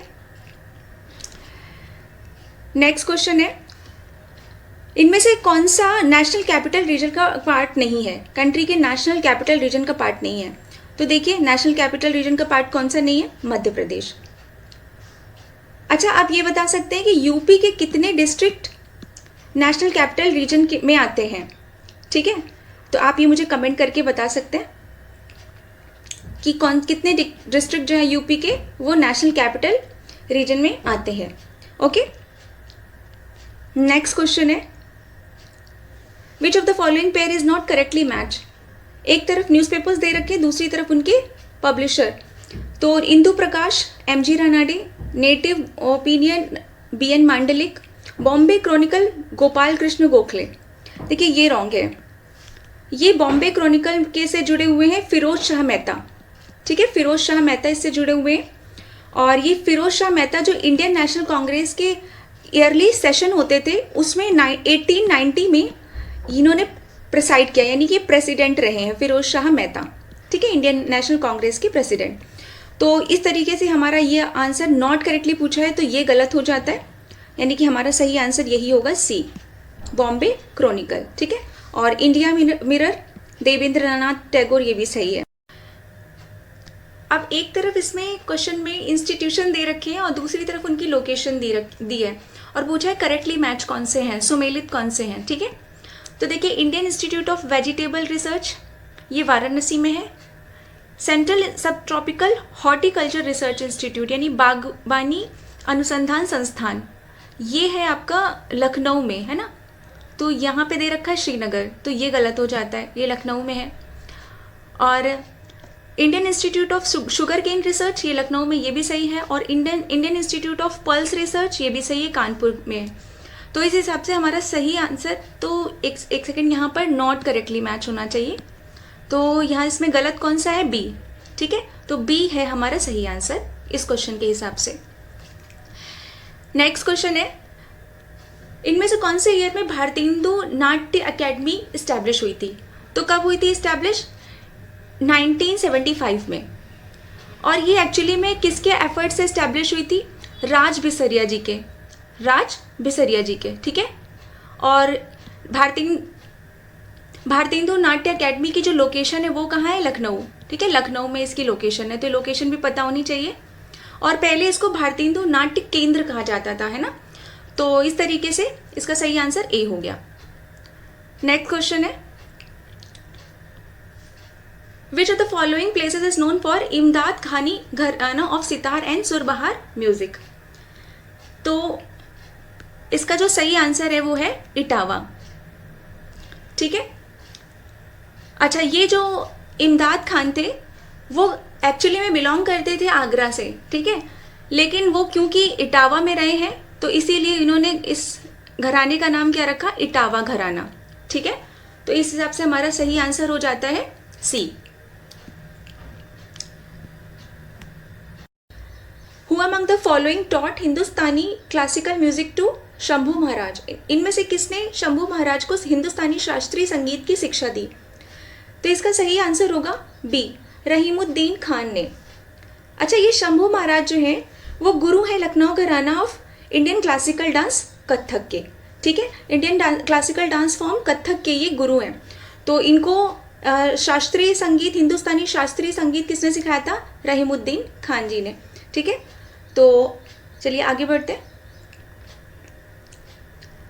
नेक्स्ट क्वेश्चन है, who among the following is not a Paramvir Chakra winner? अच्छा, परमवीर चक्र किसके लिए दिया जाता है? ये हाईएस्ट मिलिट्री ऑनर है, ठीक है।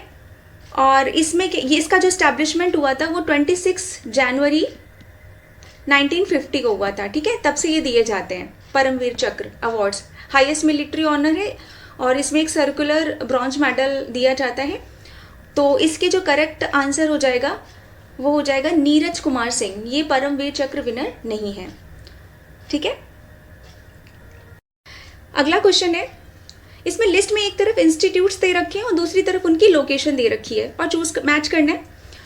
तो national environmental research institute of engineering, NEERI, इसको शॉर्ट में नीरी कहते हैं, ठीक है। तो इसकी जो लोकेशन है वो कहाँ है? नागपुर में। तो ये नागपुर में है। Central food technological research institute, केंद्रीय खाद्य प्रौद्योगिकी संस्थान, ये कहाँ पर है? मैसूर यानी कर्नाटका में। Central potato research institute, Shimla, Himachal Pradesh. और सेंट्रल टोबैको रिसर्च इंस्टीट्यूट है राजमुंद्री, ये राजमुंद्री कहाँ है? ये आंध्र प्रदेश में है, ठीक है, स्टेट है आंध्र प्रदेश। तो इस हिसाब से हमारा सही आंसर हो जाता है बी। अच्छा, ये जो नीरी है इसकी जो इस्टेब्लिशमेंट है इसका ईयर है 1958 में, ठीक है। और इसका जो मेन फोकस था जिसके लिए इस्टेब्लिश किया गया था कि वाटर सप्लाई को इंश्योर करना, सीवेज डिस्पोजल, ठीक है, कम्युनिकेबल डिजीज और इंडस्ट्रियल पॉल्यूशन, इन सारी जो इश्यूज हैं उस पर फोकस करने के लिए इसका इस्टेब्लिशमेंट हुआ था, ठीक है। नेक्स्ट क्वेश्चन है हमारा, इनमें से कौन पॉलिटिक्स इन इंडिया बुक के लेखक हैं? कौन है ऑथर? तो इसके ऑथर हैं रजनी कोठारी, ठीक है, रजनी कोठारी। नेक्स्ट क्वेश्चन है हमारा, अच्छा, विच of the following is not correctly matched? इनमें से कौन करेक्टली मैच नहीं है? तो देखिए, विलायत खान जो है वो सितार से रिलेटेड है, यानी कि ये इनका जो म्यूजिकल इंस्ट्रूमेंट है वो सितार है। आला रखा तबला, ये भी सही है। हरि प्रसाद चौरसिया फ्लूट, बांसुरी, ये भी सही है। अमजद अली खान पखावज, ये गलत है, ये सरोद वादक हैं, इनका जो म्यूजिकल इंस्ट्रूमेंट है वो सरोद है, ठीक है। तो इस हिसाब से हमारा नॉट करेक्टली मैच पूछा गया है, तो आंसर हो जाता है डी। अच्छा, आप मुझे बता सकते हैं कि बिस्मिल्लाह खां किस म्यूजिकल इंस्ट्रूमेंट से जुड़े हुए हैं? बिस्मिल्लाह खां, इस तरीके के क्वेश्चंस आते हैं एग्जाम में, तो आप मुझे कमेंट कर सकते हैं बिस्मिल्लाह खां किस म्यूजिकल इंस्ट्रूमेंट से जुड़े हुए हैं। चलिए नेक्स्ट क्वेश्चन पर चलते हैं। Which of the following explain folk culture? इनमें से कौन फोक कल्चर को एक्सप्लेन करता है, यानी कि लोक संस्कृति? एक्चुअली में फोक कल्चर क्या होता है? कल्चर सबसे पहले समझना चाहिए कि कल्चर क्या होता है। तो कल्चर मतलब वे ऑफ लिविंग, आपका रहन सहन, आपका खाना पीना, आपका पहनावा, आपका जो बिलीफ है ना, आप किस रिलीजन को फॉलो करते हैं, ये सारी चीज़ें आपकी कल्चर का पार्ट है, ठीक है। Way of living is called culture. तो अगर हम फोक कल्चर की बात करें तो इसका सही आंसर हो जाता है C, cultural practice of common people, सामान्य लोगों की सांस्कृतिक परिपाटी, ठीक है। नेक्स्ट क्वेश्चन है हमारा, नेगोशिएबल इंस्ट्रूमेंट एक्ट यानी विनिमय साध्य लेख अधिनियम कब प्रभावकारी हुआ था? देखिए क्या पूछ रहे हैं, इफेक्ट में कब आया था? तो इफेक्ट में आया था ये 1882 में, ठीक है। पास कब हुआ था? 1881 में। तो देखिए क्वेश्चन आपको ध्यान देना पड़ेगा, यहाँ पे प्रभावकारी कब हुआ ये पूछा गया है, तो 1882 में। तो इस हिसाब से हमारा सही आंसर हो जाता है बी, ठीक है। अच्छा, नेगोशिएबल इंस्ट्रूमेंट एक्ट क्यों आया था? ये नेगोशिएबल इंस्ट्रूमेंट्स के लिए। नेगोशिएबल इंस्ट्रूमेंट्स कौन कौन से होते हैं? जैसे कि प्रॉमिसरी नोट्स हैं, हम इकॉनमी में पढ़ते हैं, प्रॉमिसरी नोट्स हैं, और आपका बिल ऑफ एक्सचेंज हो गया, ठीक है। बिल ऑफ एक्सचेंज भी नेगोशिएबल इंस्ट्रूमेंट्स में ही आते हैं। और चेक्स, ठीक है। तो इनके स्मूथ ट्रांजैक्शन के लिए ये एक्ट को पास किया गया था, ठीक है। तो इस तरीके से हमारा सही आंसर हो जाता है बी। नेक्स्ट क्वेश्चन है हमारा, इनमें से कौन कल्चरल लैग का पार्ट नहीं है? तो कल्चरल लैग का पार्ट कौन नहीं है, या कल्चरल लैग का फैक्टर कौन नहीं है? पॉलिटिक्स, ठीक है। देखिए बाकी सारी चीज़ें कल्चरल लैग का फैक्टर हैं, but politics is not a factor in cultural lag. सांस्कृतिक विलंबना का कारक नहीं है राजनीति, ठीक है, बी। नेक्स्ट है, इनमें से कौन सा coast of India was most affected by tsunami of 2004? तो 2004 में जो सुनामी आई थी, ठीक है, उससे सबसे ज़्यादा कौन सा जो कोस्ट है वो दुष्प्रभावित हुआ था? तो कौन सा कोस्ट हुआ था? इसका सही आंसर है कोरोमंडल कोस्ट। अच्छा, हम देखते हैं ना कि जैसे कि हमारा अगर कोस्ट बात करें, अगर मैं रफ मैप बनाऊं तो इंडिया का ये जो पेनिनसुलर इंडिया का पार्ट है, उसमें ये जो पूरा रीजन है, यहाँ से गुजरात से लेकर इधर वेस्ट बंगाल तक, ये सब कोस्टल पार्ट है इंडिया का, ठीक है। तो अगर ये आपका वेस्टर्न कोस्ट हो गया और ये आपका ईस्टर्न कोस्ट हो गया, तो उसमें यहाँ पर है मालाबार कोस्ट, यहाँ पे गोवा के पास कोंकण कोस्ट, ये है आपका कोरोमंडल कोस्ट, और इधर ये है आपका उड़ीसा आंध्र प्रदेश के थोड़ा सा ऊपर, ये आपका है नदन सरकार, ठीक है, नदन सरकार। तो इस तरीके से आपका सही आंसर हो जाता है कोरोमंडल कोस्ट, और ये ईस्टर्न कोस्ट ऑफ इंडिया है, ठीक है, तमिलनाडु के पास वाला, तमिलनाडु है ना ये, ओके। चलिए नेक्स्ट क्वेश्चन पर चलते हैं। Who has written the book Indian parliamentary diplomacy speaker's perspective? तो इसका सही आंसर होगा मीरा कुमार। और मीरा कुमार आपको पता होना चाहिए कि ये first women speaker of India थी, ठीक है, पहली वुमेन स्पीकर ऑफ इंडिया, ठीक है। तो इस तरीके की इंफॉर्मेशन भी पता होनी चाहिए। First women speaker of India कौन थी? मीरा कुमार। नेक्स्ट क्वेश्चन है, which of the following multipurpose organisation are working in India? तो इसका सही आंसर होगा B, 2 and 4 only, Samsung corporation and LG, ठीक है। चलिए नेक्स्ट क्वेश्चन पर चलते हैं। नेक्स्ट क्वेश्चन है, इनमें से कौन सा मेघालय का लोक नृत्य है, फोक डांस? तो मेघालय का लोक नृत्य है लाहो, यहाँ पे ये लाहो होगा, ठीक है, लाहो। तो इसको क्या कहते हैं? इसको चिपिया डांस भी कहते हैं, लाहो को चिपिया डांस भी कहते हैं, और इसमें मेल और फीमेल दोनों ही पार्टिसिपेट करते हैं, ठीक है। नाटी जो है वह हिमाचल प्रदेश का है, और बैम्बू डांस जो है वो मिजोरम का है, ठीक है। तो इस तरीके से कुछ और फोक डांस हो गए। चलिए नेक्स्ट क्वेश्चन पर चलते हैं। नेक्स्ट क्वेश्चन है, central research institute of medicinal and aromatic plant is located at? केंद्रीय औषधि एवं सुगंधित पौधों का अनुसंधान संस्थान कहाँ स्थित है? तो इसका सही आंसर होगा लखनऊ, ठीक है। अच्छा, लखनऊ में और कौन से सेंट्रल इंस्टीट्यूट लोकेटेड है? तो लखनऊ में देखिए central drug research institute located है, ठीक है, और इंडियन इंस्टीट्यूट ऑफ टॉक्सिकोलॉजी, ठीक है, टॉक्सिकोलॉजी इंस्टीट्यूट जो है वो भी यहीं पे है लखनऊ में। तो इस तरीके से लखनऊ के कुछ और हो गए। अगर हम चित्रकूट की बात करें तो दीनदयाल रिसर्च इंस्टीट्यूट, ठीक है, दीनदयाल रिसर्च इंस्टीट्यूट आपका यहाँ पे चित्रकूट में है। और सहारनपुर में central pulp and paper research institute, pulp and paper, इस तरीके के क्वेश्चंस आते हैं, है ना। और कानपुर में कौन सा है? Indian institute of pulse research, pulses research, ठीक है, पल्सेस रिसर्च, ठीक है। तो हमारा सही आंसर डी है, लखनऊ। नेक्स्ट क्वेश्चन, इनमें से कौन वर्किंग कैपिटल ऑफ फार्म का पार्ट नहीं है? यानी कि किसी फार्म के चल लागत पूंजी में निम्नलिखित में से कौन शामिल नहीं है? तो देखिए, किसी भी फार्म में सबसे इंपॉर्टेंट हो जाता है आपका सीड्स, जिसमें कि पैसा लगता है, इन्वेस्टमेंट करना पड़ता है फार्मर को। फर्टिलाइज़र यानी कि उर्वरक में भी पैसा इन्वेस्ट करना पड़ता है। और इरिगेशन, अगर रेनफॉल नहीं अवेलेबल है तो इरिगेशन फैसिलिटी यानी सिंचाई जल पहुंचाया जाता है तभी प्लांट ग्रो कर पाता है। तो ये तीनों चीज़ें इन्वेस्टमेंट का पार्ट है, तो यानी ये वर्किंग कैपिटल में हैं, ठीक है।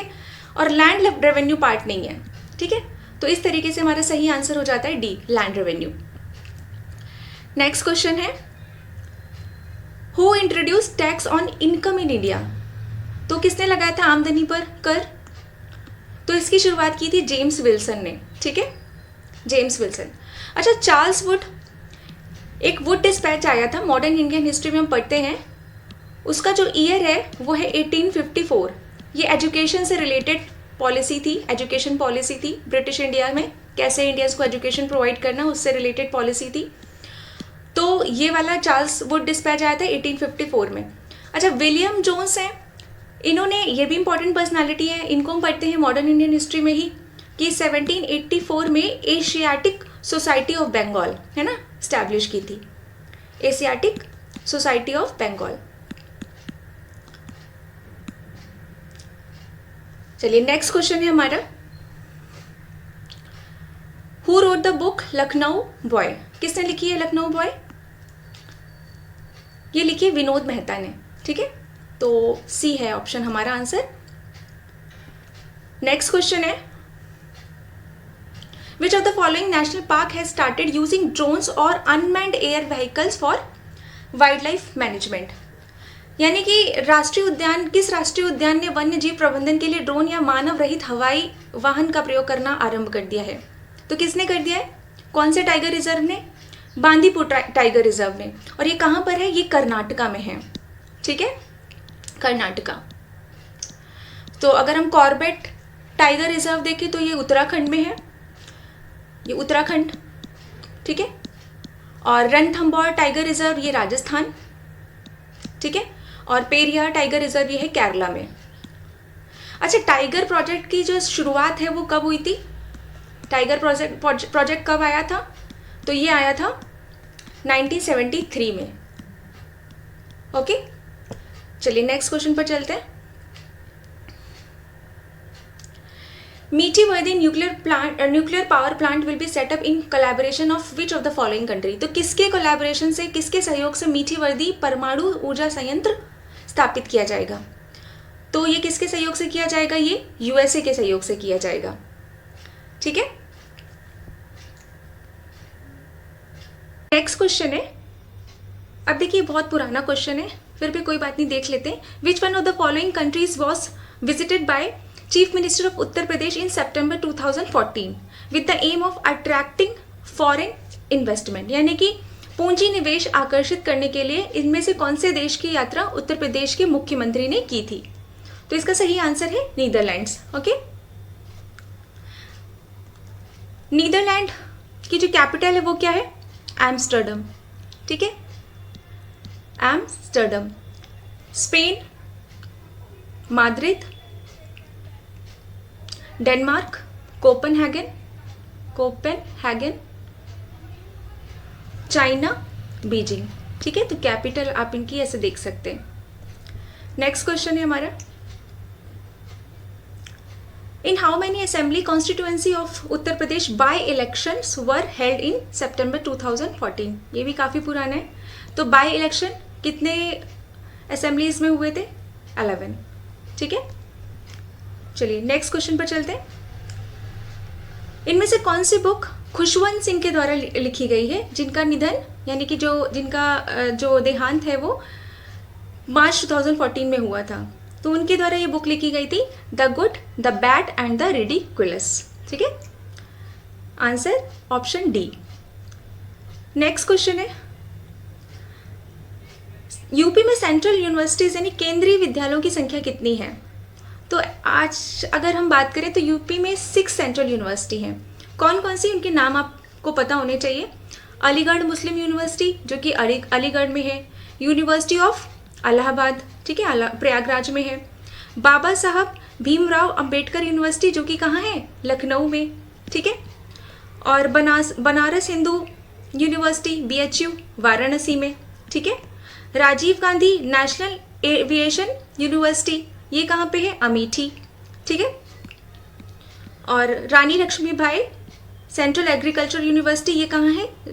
Rani Laxmibai central agriculture university ये है झांसी, ठीक है।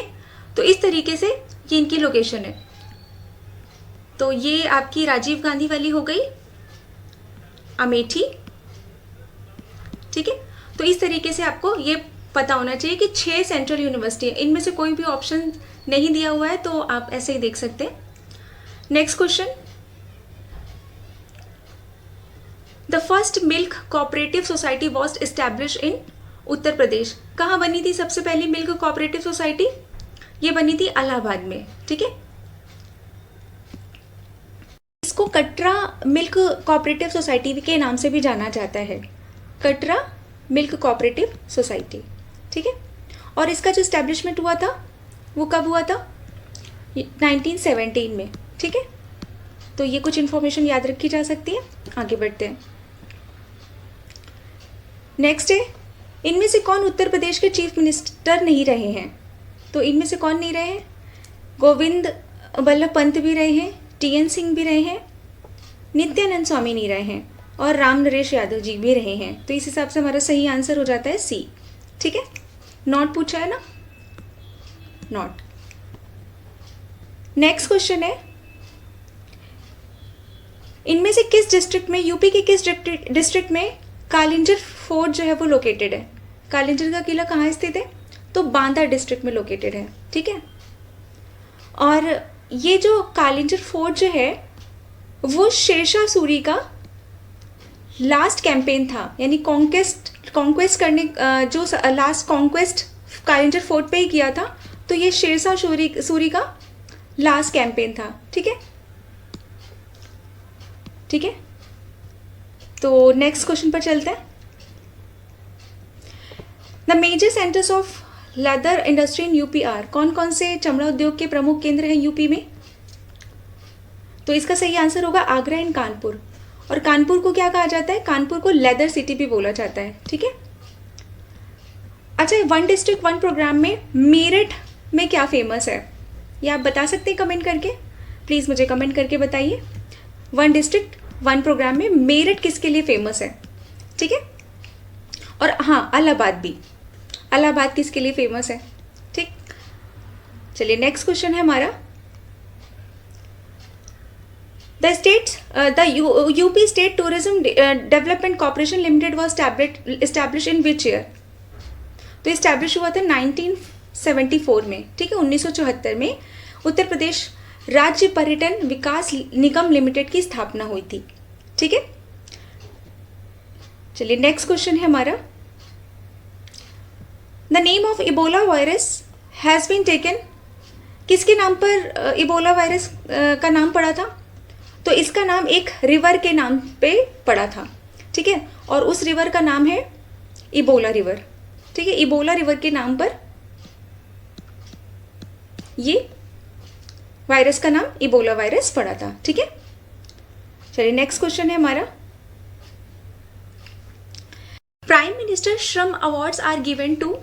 किन्हें दिया जाता है प्राइम मिनिस्टर श्रम अवार्ड, यानी श्रम पुरस्कार? प्रधानमंत्री श्रम पुरस्कार किसे दिया जाता है? तो इसमें ऑप्शन आपका होगा D, to the working employees of central and state public enterprises and selected manufacturing unit in the private sector. यानी कि जो भी सेंट्रल और स्टेट पब्लिक एंटरप्राइजेस हैं उनके वर्किंग एम्प्लॉयज़ को, और साथ में कुछ मैन्युफैक्चरिंग यूनिट्स जो कि प्राइवेट सेक्टर में काम करती हैं उनको मिलता है, ठीक है। चलिए नेक्स्ट क्वेश्चन है हमारा, point out the wrong pair in the following. अब इसमें आपको रॉन्ग पेयर बताना है। तो देखिए, पहला है कन्नौज में परफ्यूम और ऑयल्स, तो ये सही है, रॉन्ग पेयर बताना है ना। मिर्जापुर कारपेट के लिए फेमस है। अच्छा, कारपेट के लिए और कहाँ पे कारपेट फेमस है? भदोई, ठीक है। ये वन डिस्ट्रिक्ट वन प्रोडक्ट के अंदर आते हैं ये सारे प्रोडक्ट्स, ठीक है। मुरादाबाद ब्रास यूटेंसिल्स, और ये डी गलत है।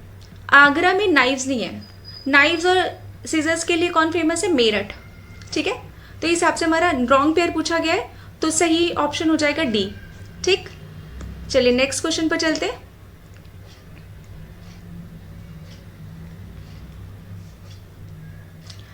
इसमें लिस्ट 1 में एक तरफ डांस दे रखे हैं और दूसरी तरफ उनके स्टेट्स के नाम दे रखे हैं और उसमें मैच करना है आपको। तो देखिए, भरतनाट्यम जो है वो तमिलनाडु का है, कथक यूपी, ठीक है, कुचिपुड़ी आंध्र प्रदेश, मोहिनीअट्टम केरला। तो इस हिसाब से हमारा सही आंसर हो जाता है बी, ठीक है। अच्छा, कितनी क्लासिकल डांस हैं टोटल? 8 क्लासिकल डांस हैं, ठीक है। तो हमारे जो इंडियन क्लासिकल डांस है उनकी टोटल नंबर कितनी है? 8। 4 नाम ये लिखे हुए हैं और 4 के नेम जो है वो आप मुझे कमेंट्स करिए प्लीज़, ठीक है। ये 4 के तो लिखे हुए हैं और आपको 4 के अलग से नाम बताने हैं, ओके। कमेंट बॉक्स में आप कमेंट करिए। नेक्स्ट क्वेश्चन है हमारा, the central dryland research institute is located at. Actually में आप इसे ड्राईलैंड की जगह एरिड जोन कर लीजिए, ठीक है, एरिड जोन। तो ये इसका सही आंसर है जोधपुर, ठीक है। और अगर ड्राईलैंड रिसर्च एग्रीकल्चर इंस्टीट्यूट की बात करती है तो उसका सही आंसर हो जाएगा हैदराबाद, है ना। ड्राईलैंड एग्रीकल्चर रिसर्च इंस्टीट्यूट है हैदराबाद में, ठीक है। नेक्स्ट क्वेश्चन है, according to UNDP report published in 1990 which one of the following is not included in the calculation of STI। Human development index की कैलकुलेशन में किन्हें यूज नहीं किया जाता है, यानी मानव सूचकांक विकास सूचकांक की गणना में कौन सम्मिलित नहीं है। तो देखिए, पर कैपिटा इनकम को यूज़ किया जाता है, अर्बनाइजेशन यूज़ नहीं होता क्योंकि लिटरेसी और एक्सपेक्टेंसी, लाइफ एक्सपेक्टेंसी, ये तीनों ही यूज़ किए जाते हैं। तो इस हिसाब से हमारा सही आंसर हो गया बी, यानी कि इसके 3 कंपोनेंट होते हैं SDI के, per capita income, life expectancy और लिटरेसी। तो 3 कंपोनेंट्स आपको याद रखने चाहिए, ठीक है। तो आंसर आपका हो जाएगा बी। नेक्स्ट है, who among the following was the first to focus on human side of development. Same question ही है आपका, यहाँ पे भी वही ह्यूमन डेवलपमेंट रिपोर्ट की ही बात कर रहे हैं। तो सबसे पहले किसने फोकस किया था? UNDP ने, ठीक है, 1990 में। इसमें 3 कंपोनेंट यूज़ किए जाते हैं, लाइफ एक्सपेक्टेंसी, लिटरेसी और पर कैपिटा इनकम, ठीक है, 3 कंपोनेंट्स होते हैं। नेक्स्ट है हमारा, when did the Indian postal department start the Drut Dak Seva to compete with the courier service. तो कोरियर सर्विस से कम्पीट करने के लिए भारतीय डाक विभाग ने द्रुत डाक सेवा कब आरंभ की? तो इसका सही आंसर है 1986 में, 1986 में स्टार्ट की गई थी, ठीक है। नेक्स्ट क्वेश्चन है हमारा, लोकस्ट एंटर इंडिया। टिड्डियाँ भारत में प्रवेश करती कहाँ से? तो ये प्रवेश करती है या एंटर करती है पाकिस्तान से, ठीक है, नॉर्थ वेस्टर्न पार्ट से एंटर करती है पाकिस्तान, ठीक। नेक्स्ट क्वेश्चन है हमारा, who among the following translated Kalidas famous work Shakuntala into English for the first time. तो पहली बार कालिदास की फेमस जो बुक या रचना है शकुंतला, उसे किसने इंग्लिश में ट्रांसलेट किया था? तो इसे ट्रांसलेट किया था सर विलियम जोन्स ने, ठीक है। और सर विलियम जोन्स ने ही एशियाटिक सोसाइटी ऑफ बंगाल का एस्टेब्लिशमेंट किया था। अच्छा, कालिदास की और कुछ फेमस वर्क्स हैं जैसे कि कुमार संभव, मेघदूतम, मालविका अग्निमित्रम, है ना, और रघुवंश, है ना, रघुवंश, ये सारे ही कालिदास के फेमस वर्क हैं, तो ये याद रखे जा सकते हैं। तो नेक्स्ट हमारा क्वेश्चन है, कंसीडर द फॉलोइंग स्टेटमेंट। इसमें असर्शन और रीजन बेस्ड क्वेश्चन है। पहले स्टेटमेंट में दे रखा है असर्शन में कि right to information act has been responsible for increasing the sense of accountability in the bureaucracy in general. सूचना का अधिकार अधिनियम नौकरशाही में उत्तरदायित्व को की जिम्मेदारी को बढ़ाने का काम करता है, ठीक है। और सेकेंड रीज़न है कि it has to travel for miles to produce the desired effect. तो इसे वांछित प्रभाव, यानी अभी तक इसके जो डिजायर्ड इफेक्ट को प्रोड्यूस करने के लिए अभी भी मीलों तक यात्रा करनी है। तो दोनों ही स्टेटमेंट अपनी अपनी जगह पे सही हैं, क्योंकि ये 2005 में आया था। किसके लिए? ट्रांसपेरेंसी और अकाउंटेबिलिटी के लिए, ठीक है। तो इस हिसाब से दोनों ही स्टेटमेंट आपके सही हैं। और हाँ, आर जो है वो ए को करेक्ट एक्सप्लेनेशन है। तो इस हिसाब से हमारा सही आंसर हो गया ए, ठीक है। और ये कब आया था? 2005 में आया था। दोनों ही स्टेटमेंट आपकी सही है। नेक्स्ट क्वेश्चन है हमारा, Indian institute of pulse research is established in. कहाँ एस्टैब्लिश हुआ है? तो ये है आपका कानपुर में, ठीक। शुगर रिसर्च इंस्टीट्यूट भी है आपका कानपुर में, और शुगर केन रिसर्च इंस्टीट्यूट है लखनऊ में, ठीक है। और कौन से आपके टॉक्सिकोलॉजी है ना, ये भी इंस्टीट्यूट है, और आपका ड्रग रिसर्च इंस्टीट्यूट भी लखनऊ में है। तो कुछ ऐसे इंस्टीट्यूट के आपको नाम पता होने चाहिए, ठीक है। तो इसका सही आंसर है कानपुर। नेक्स्ट क्वेश्चन है हमारा, 17th November is celebrated as world COPD day all over the world. तो COPD का फुल फॉर्म क्या है? तो COPD का यानी फुल फॉर्म है आपका क्रोनिक ऑब्स्ट्रक्टिव पल्मोनरी डिजीज। ये डिजीज जो है वो लंग को इफेक्ट करती है। यहाँ पे लंग में जो एयर का मूवमेंट होते हैं, यानी कि एयर पैसेज होता है वो कम हो जाता है, ठीक है। तो ये लंग्स को इफेक्ट करती है, इसीलिए इसको पल्मोनरी डिजीज कहा जाता है, ठीक है। नेक्स्ट क्वेश्चन है, the largest producer of alcohol in the world. Actually मैं यहाँ पे अल्कोहल नहीं, यहाँ पे वाइन होना चाहिए, ठीक है, उस हिसाब से ऑप्शंस दिए हैं। तो largest producer of wine is Italy, ठीक है। और अगर हम अल्कोहल की बात करें तो उसमें नंबर 1 पर अभी के हिसाब से चाइना है, ठीक है। और ये मेडिटेरेनियन कंट्रीज़ हैं, मेडिटेरेनियन सी के पास ये पड़ती हैं, और मेडिटेरेनियन रीजन जो है वो विंटर रेनफॉल के लिए फेमस है ना। और इस हिसाब से वहाँ पे अच्छा खासा ग्रेप्स प्रोडक्शन होता है, ठीक है। तो ये कंट्रीज़ जो है वो मेडिटेरेनियन कंट्रीज़ के अंदर आती है, और इटली उनमें से एक है। तो यहाँ पे वाइन प्रोडक्शन सबसे अच्छा ज़्यादा होता है, ठीक है। नेक्स्ट है हमारा, इसमें एक तरफ एरियाज दे रखे हैं और दूसरी तरफ उनके आर्टिस्ट के नाम दे रखे हैं। तो ख्याल, इसमें वही म्यूज़िक इंस्ट्रूमेंट्स ही हैं आपके। तो ख्याल यानी ख्याल के लिए अगर हम देखें तो वो उसका जो ऑप्शन है सूरज खान। पखावज पंडित अयोध्या प्रसाद, ठीक है। वीणा प्लेयर कौन है? वीणा प्लेइंग से रिलेटेड है सादिक अली खान, और वीनू मिश्रा तबला, ठीक है। तो इस हिसाब से हमारा सही आंसर हो जाता है बी, ओके। चलिए नेक्स्ट क्वेश्चन पर चलते हैं।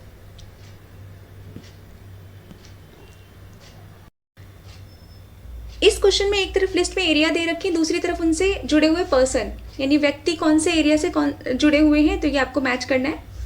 तो देखिए, रस खान जो है वो हिंदी लिटरेचर, सही है। ज्ञान चंद्र जैन उर्दू, ये भी सही है। Savita Devi music and dance, ये भी सही है। सतीश चंद्र पेंटिंग, ये भी सही है। तो हमारा सही आंसर है आपका ए, क्योंकि सारे ही सुमेलित थे, करेक्टली मैच है, ठीक है। नेक्स्ट क्वेश्चन है हमारा, which of the following does not have the status of Maharatna as on February 2013। किसे महारत्न का दर्जन नहीं प्राप्त था February 2013 के हिसाब से, क्योंकि पुराना क्वेश्चन है ये। तो देखिए, सेल एक महारत्न कंपनी, भेल भी है, ONGC भी है, लेकिन जिस समय ये महारत्न कंपनी के बारे में पूछा ना February 2013 में, उस समय ऑयल इंडिया लिमिटेड नहीं थी। तो अब लेकिन ऑयल इंडिया लिमिटेड को एज 13th महारत्न कंपनी के लिए महारत्न स्टेटस मिल गया है, ठीक है। और 14th कौन सी है? 14th है आपकी हिंदुस्तान एरोनॉटिक्स लिमिटेड। तो इस हिसाब से हमारी 14 कंपनीज जो है वो महारत्न कंपनीज हैं, ठीक है। नेक्स्ट क्वेश्चन है, where is India resident mission of the Asian development located. तो कहाँ लोकेटेड है? तो ये है न्यू दिल्ली में, ठीक है। एशियन डेवलपमेंट बैंक का जो हेडक्वार्टर है वो मनीला में है, और मनीला किसकी कैपिटल है? फिलीपींस की, ठीक है। और इसका जो स्टैब्लिशमेंट है वो 1966 में हुआ था। इसमें टोटल मेंबर्स कितने हैं? 69, जो एशिया और पैसिफिक रीजन से आते हैं, ठीक है। चलिए नेक्स्ट क्वेश्चन पर चलते हैं। Which of the following has been selected for the Indira Gandhi prize for peace disarmament and development for the year 2012। ये भी पुराना क्वेश्चन है, उस टाइम में इनको मिला था एलन जॉनसन शर्लीफ को, ठीक है। तो वर्ष 2012 के इंदिरा गांधी शांति निशस्त्रीकरण एवं विकास पुरस्कार के लिए एलन जॉनसन शर्लीफ को चुना गया था, ठीक है। नेक्स्ट क्वेश्चन है हमारा, according to data release by US department of agriculture, which of the following countries has been the largest exporter of rice in the year 2012। तो 2012 में जो राइस का लार्जेस्ट एक्सपोर्टर था वो था इंडिया, क्योंकि पुराना क्वेश्चन है। अच्छा, आप मुझे ये बता सकते हैं आप कि इंडिया का कौन सा स्टेट फर्स्ट नंबर पे है राइस प्रोडक्शन में और सेकंड नंबर पर कौन सा स्टेट है। तो इंडिया का फर्स्ट नंबर पर और सेकंड नंबर पर राइस प्रोडक्शन में जो कौन सा स्टेट है वो आप मुझे प्लीज़ कमेंट करके बताइए। ओके, नेक्स्ट क्वेश्चन है, Which of the following has recently been declared by United Nations as Malala Day in honor of child activist Malala Yousafzai? तो इसका सही आंसर होगा 12 जुलाई, क्योंकि हमारे ऑप्शंस में नहीं है, तो आप ध्यान रखिए कुछ ये 12 जुलाई को मलाला यूसुफजाई के ऑनर में यूनाइटेड नेशन ने मलाला डे डिक्लेयर किया, ठीक है, और यही इनका बर्थडे भी था, इसी डेट पे इनका बर्थडे भी था, ठीक है। तो चलिए नेक्स्ट क्वेश्चन पर चलते हैं। Who has been chosen as the Indian premier league title promoter from January 1, 2013? ये भी पुराना क्वेश्चन है, इसका सही आंसर है पेप्सिको, ठीक है, पेप्सिको, डी। नेक्स्ट क्वेश्चन है, who among the following became the prime minister of Japan in December 2012? देखिए सारे प्रीवियस ईयर क्वेश्चन है, तो इसमें पुराने क्वेश्चन है, कोई बात नहीं, देख लेते हैं। तो इसका आंसर है आपका शिंजो अबे, ठीक है। अच्छा, current prime minister of Japan कौन है? शिगेरू इशिबा, शिगेरू इशिबा, ठीक है। अच्छा, जापान के कुछ आइलैंड्स हैं, तो जापान जो है वो मल्टीपल आइलैंड से मिलकर बना है।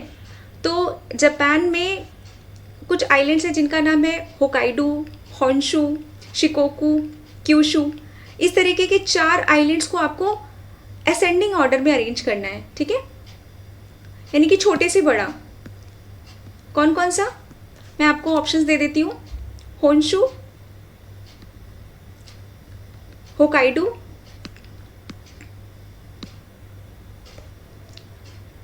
क्यूशू